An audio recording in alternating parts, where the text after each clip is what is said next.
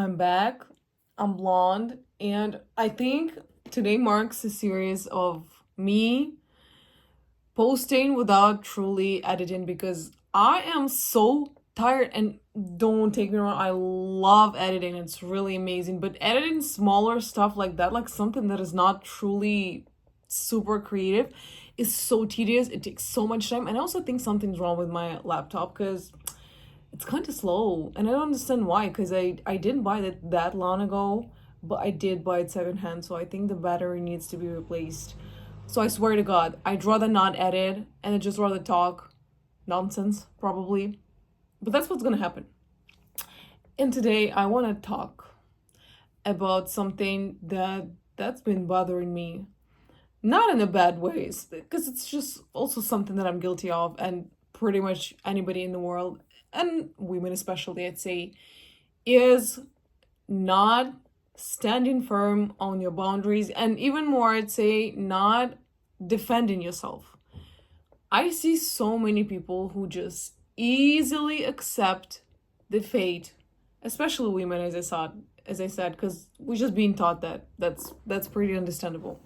We're being taught to be good girls, to be nice, to listen to everybody, because it's just so much more easy and so much more convenient. More easier to control somebody who is obedient by nature. They were taught to be obedient. You can do whatever you want. They're just gonna listen to you. This is not where we want to go. You and I, we're trying to be different. Something just something just happened. Sounds very dramatic.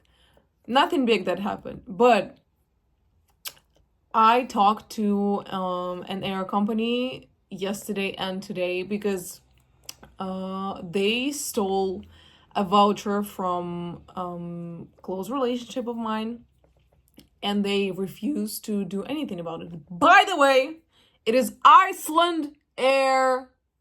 Iceland Air. I'm gonna get the voucher. Look me in the eye, Iceland Air. I'm getting that money. Wrong girl. Don't try me. But that's not the story.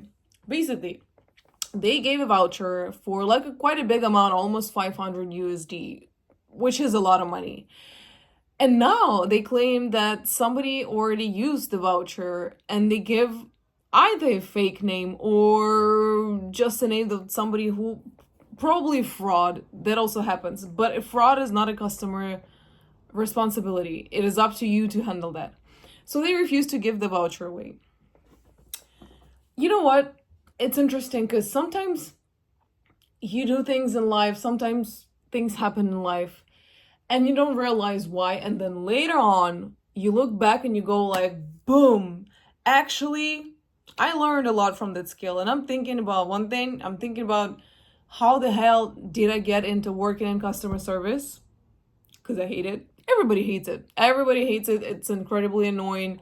Nobody should like it in the first place. But if there's one thing I learned from customer service, is actually as a customer, you have way more power than you think. And if you're going to speak up publicly about the company, what they did to you, they care about their reputation. Chances are, well, they're going to crack under the pressure and give you whatever the hell you want.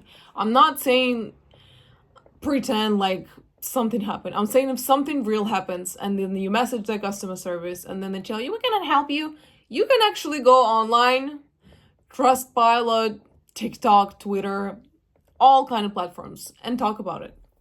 That's exactly what I did.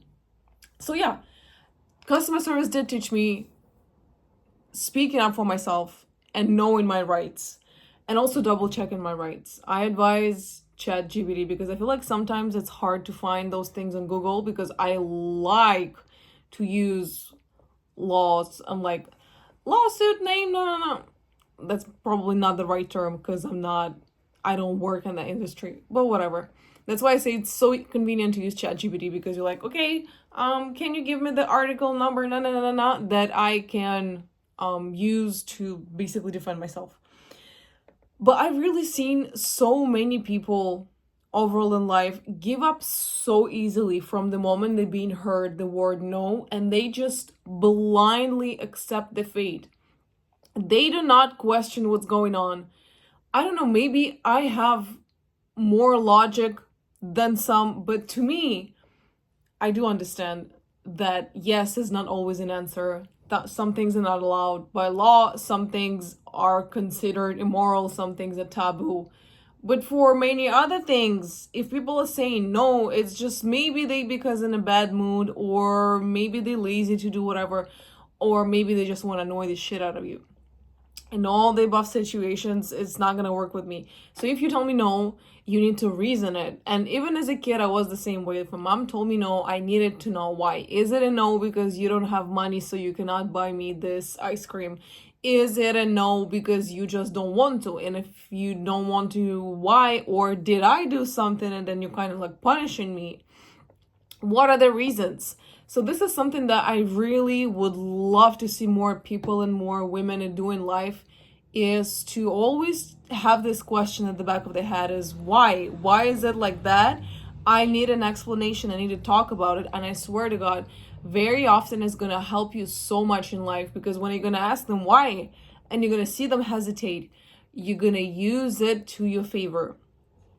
Once again, thinking about Iceland Air, I'm gonna get that voucher. I don't care.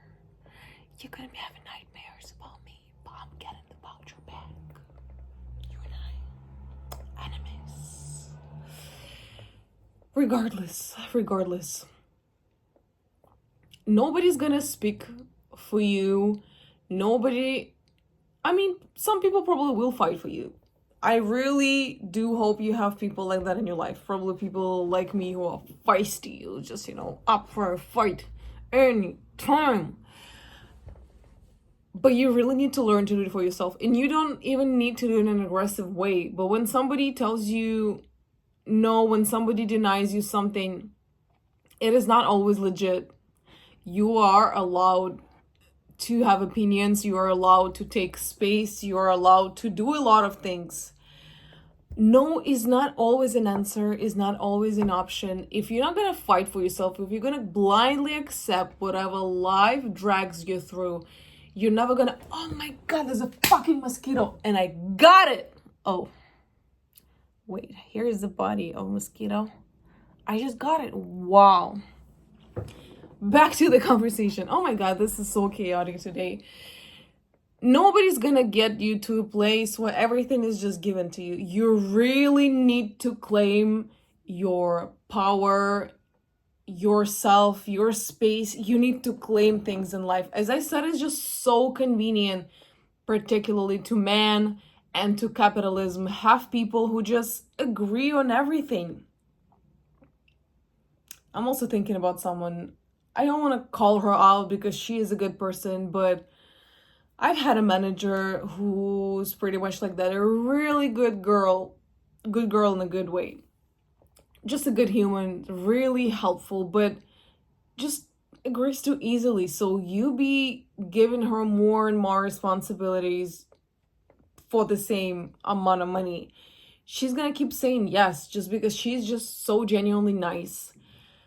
And it's so convenient because she was probably raised by parents who wanted this little convenient girl, or whatever you told her, she did it for you.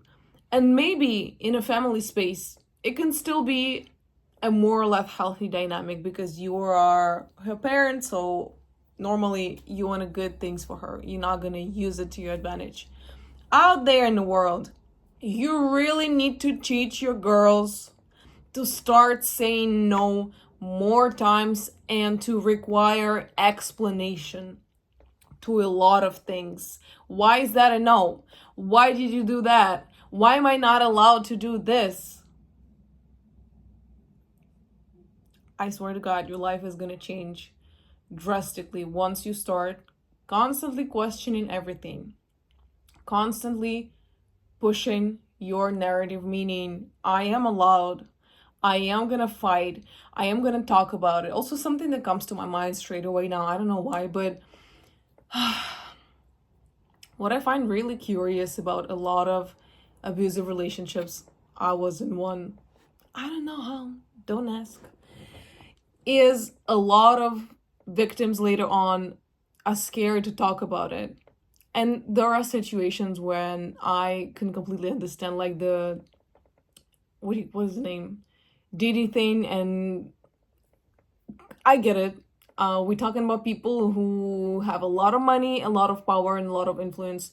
They could literally murder you, or the people that you love, or that could ruin your life. So I understand why victims like that stay silent, because they're cornered. They know that something's bad gonna happen to them. When we talk to about people who were in abusive relationships and then they gone, and their ex is not at the head of mafia, or maybe even like particularly strong, or they just know they're not gonna do shit to them.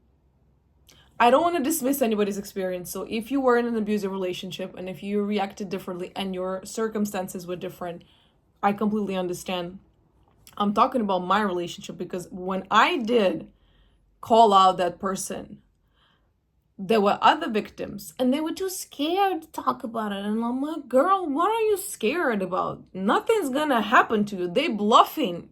A lot of people in life are constantly bluffing because they just know that that's a tactic to scare you and to manipulate you and to have you fear everything. What is gonna happen to you if you talk about this person? Literally, you think they're gonna knock on your door with a bazooka and kill you? No, no. Are we talking about the same person?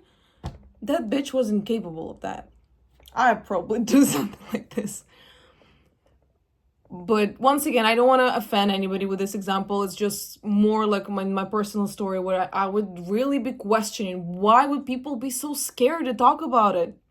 You could even talk about it anonymously. You don't need to put your name. You can just share your experience if you know that it's going to help other people.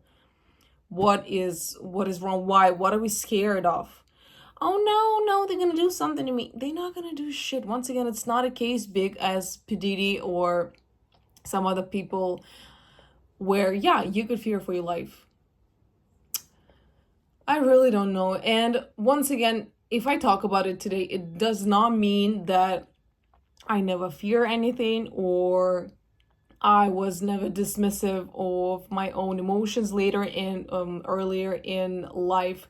Of course that did happen. That's actually the reason why I'm talking about it today, because I've learned so much that I really want to share my experiences, and hopefully help some other people, particularly younger women, navigate life, because it's really hard. Once again, I'm not telling you to be aggressive. If you naturally are a little bit aggressive and spicy, I love that for you. If you're not, it's fine. Working on your boundaries and fighting for yourself is really hard and takes time, and it's completely okay. My best advice is to start practicing in a safe space. Start practicing with your friends, with your family, in front of a mirror. You literally put a mirror there and you replay a situation that happened where you feel like you would have loved to have acted differently but just didn't have the strength. And you just say it out loud, or you write it down. You imagine yourself doing it. You imagine yourself engaging in this conversation and really putting these words out in the world. And slowly but surely, you're gonna get to a place where you're gonna feel more comfortable and people are gonna understand it. I really hope you do that. I'm actually gonna go, because I said that I'm not gonna edit nothing. So I'm done with my thoughts for today. I still have my mosquito. Wait, where's my camera? Still have my little mosquito. Should I bury it? No, I'm just gonna throw it out the window. But you have an excellent night, and talk to you soon.